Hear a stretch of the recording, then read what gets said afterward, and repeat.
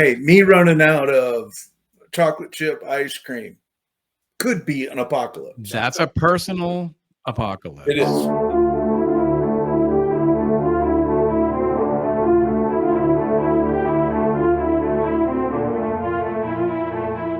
Are live from the 420 basement with Doc Dan and Mr. Farnsworth. Mr. Farnsworth Heavy on the mister. on the Not Quite Live cast. We're going to start this off by taking care of business. Do you want me to sing? I Please can don't. sing Taking Care of Business if you want. Please don't. Okay. All right. We are taking care of business while Mr. Farnsworth backs off of his camera. Oh, my bad. Hey, There we look at that. That looks better. I like that. Oh.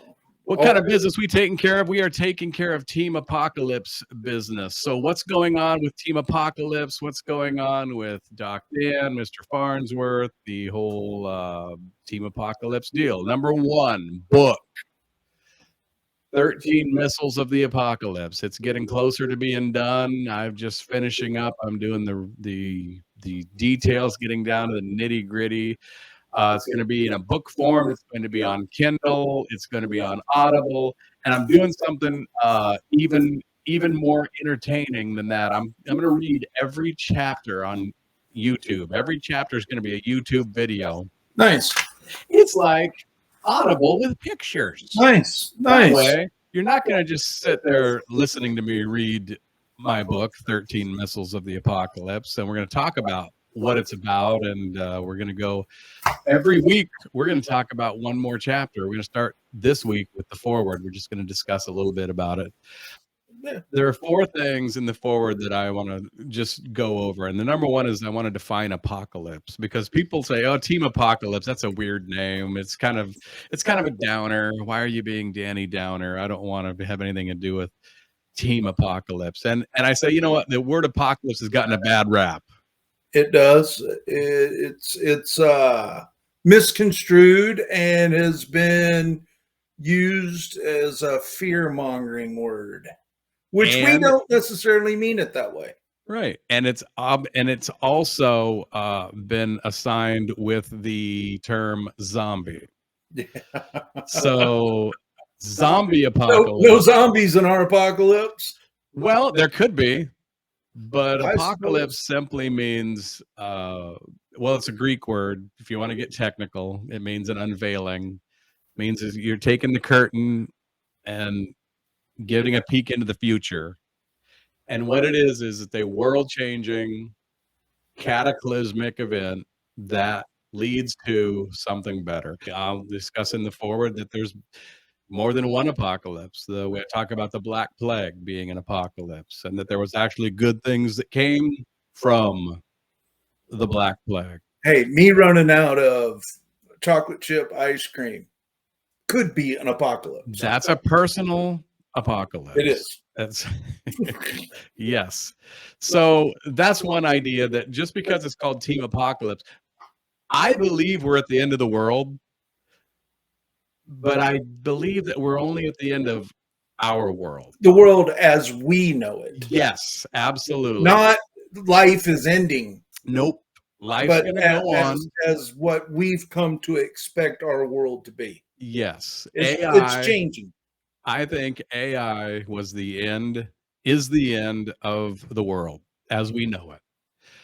It's changing everything. It's only going to get better or worse, depending on which side of that you land on. Well, based on the current political atmosphere and the clowns we have leading our wonderful country, I'm not sure it can get worse. So I think AI is better. Okay, so you're saying AI couldn't be worse. I'm saying I don't know how you can get worse. Maybe you can. I don't know.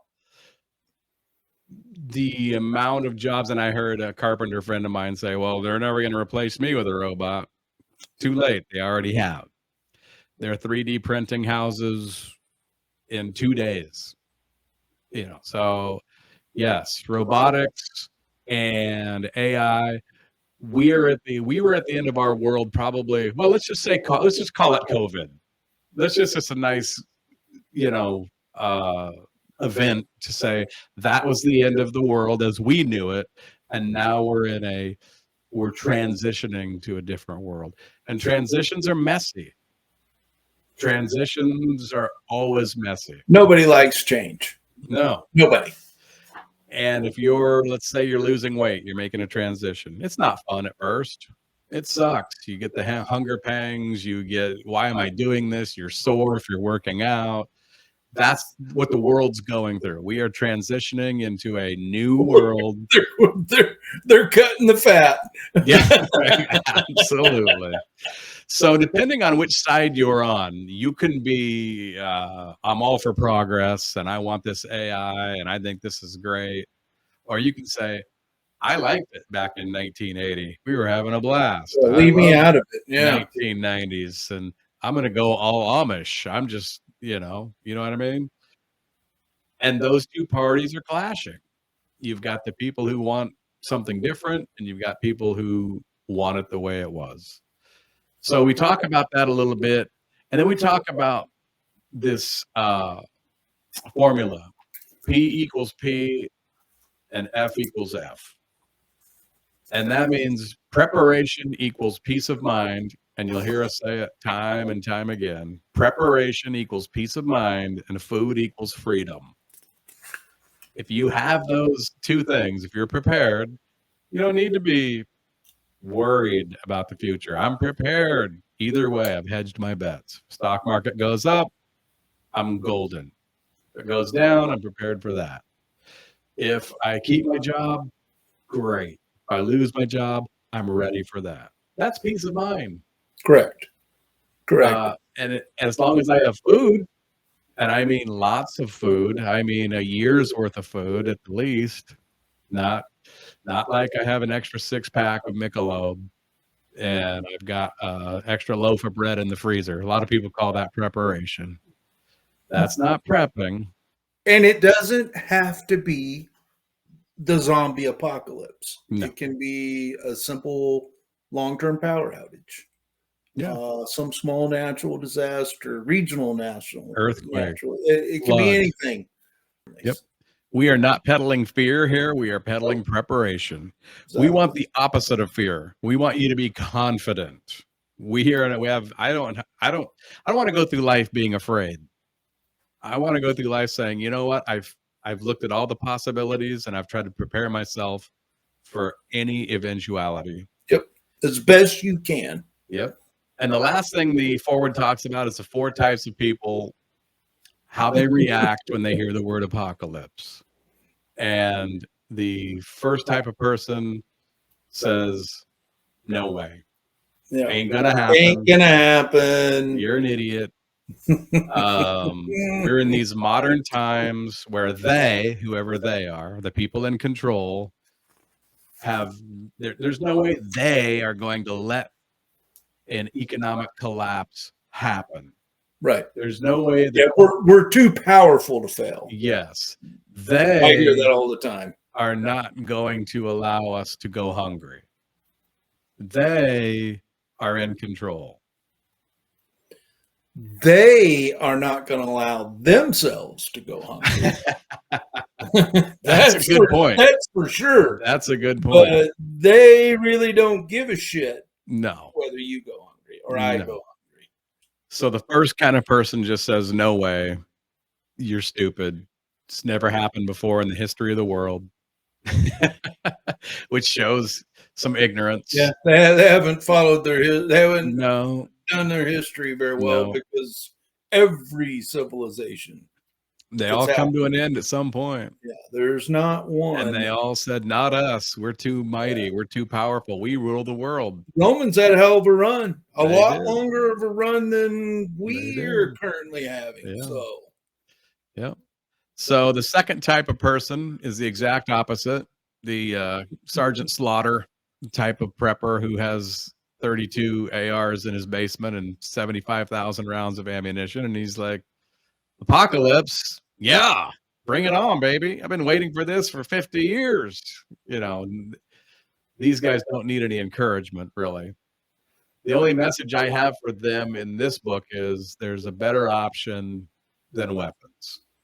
You don't need Yeah, to be the weapon hoarding. is only part of the solution. Absolutely. Your weapon shouldn't be used to go get food. Your weapon should be used to protect the food that you've already accumulated. Exactly. Protect your preparedness. Yes. If you're going door to door and stealing people's food, that's immoral. It's illegal, and it's going to cause blowback. Well, it's a little risky too, because there are those that are prepared. Absolutely. And to me, it's what kind of community, if the government completely collapsed, what kind of community do you want to live in? Do you want to live in a drug cartel kind of Mexican community where people are being hung from bridges and there's violence, and is that the kind of community you want to build? Because that's what you're building by going door to door, stealing people's food because you have weapons and they don't. Yeah, you're going to lead by intimidation. Yeah, you're creating a kind of community your family can't live in. Exactly. And so what we want to do is create a community based on sharing, on being smart, but about protecting the things that you've accumulated and not making any bones about it. But at the same time, we don't want to live in a Mad Max society where it's just survival of who has the most weapons. Yeah, who's got the most ammo, who's got the biggest guns, and because somebody's always going to have more. Exactly. So that's number 2. Number 3 is the kind of person that says, well, I understand what you're saying, but I just don't know how to go about it. And that's really who this book is for. Yeah, that's the target audience right there. Yeah, they're saying, hey, I get what you're saying. I'm not doing it. Where should I start? How do I begin this process? Right. So that's really the like I said, the target audience of the book. And the 4th type of person that you're going to run into, actually, no, the 4th type of person is saying, whatever will be, will be. If it happens, I'll deal with it then. Yeah. I've got too many problems now. You're getting on my nerves. I got enough problems. And I get it. That's one way to look at it. We can all fall into that category at any given time. But you're buying insurance after the car crash. Exactly. That's what that is. You need to just a small amount of investment up front pays huge dividends down the road. That's all prepping is. It's insurance. You don't have to throw your life into it. You don't have to move to a remote location and join a militia. Yeah, you don't have to buy one of those suites in a missile silo. Right. Although a tank would be good. I'm looking into buying. No. They're building them. Oh, yes, they are. It doesn't hurt to be prepared for it. And it doesn't take that much money. It does take a little time and a little planning. Mm-hmm. And that's what we're here for. That's what your book is pointing out. Do you have a first aid kit? Do you have a first aid kit in your car? Do you have a working jack in your car? Is your spare tire filled with air? Do you know how to change a tire? Right. We should have a little. We should have a team apocalypse out in the parking lot of the Regent. We need to bring some fat-bellied or flat-bellied young kids because I'm not changing a tire. We will change a tire. Change a tar. Tar. Everybody should know how to do that. Absolutely. And that's a skill that we can easily teach. So yes, we're not just about this is the end of the world. We're doom and destruction. We're not doom and destruction at all. No. Even though the picture on our, with the dude holding the flash and the peace sign does have a nuclear apocalypse going on, it's tongue in cheek. Could that happen? Yes, it could. I watched Terminator 2. I see what can happen when those bombs go off.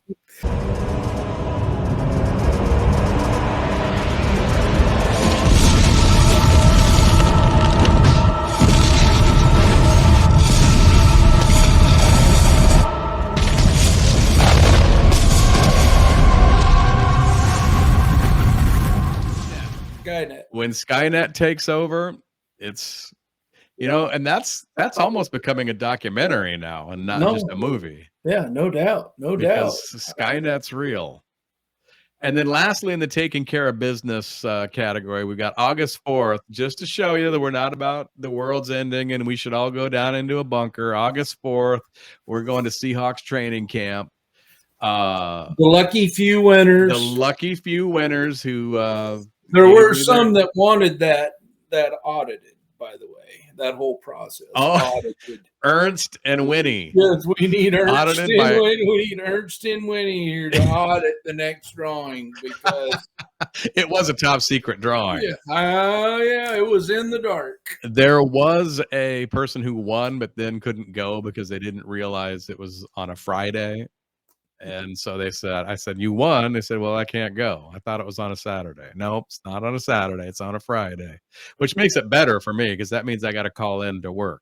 Yeah. Well, I tell you what, that should be a good time. It is. That should be a really good time. It's going to be a great time. There's going to be they're going to play a faux game. Yeah. There's going to be autographs. It's going to be food. There's going to be live music there. It's going to be a great time.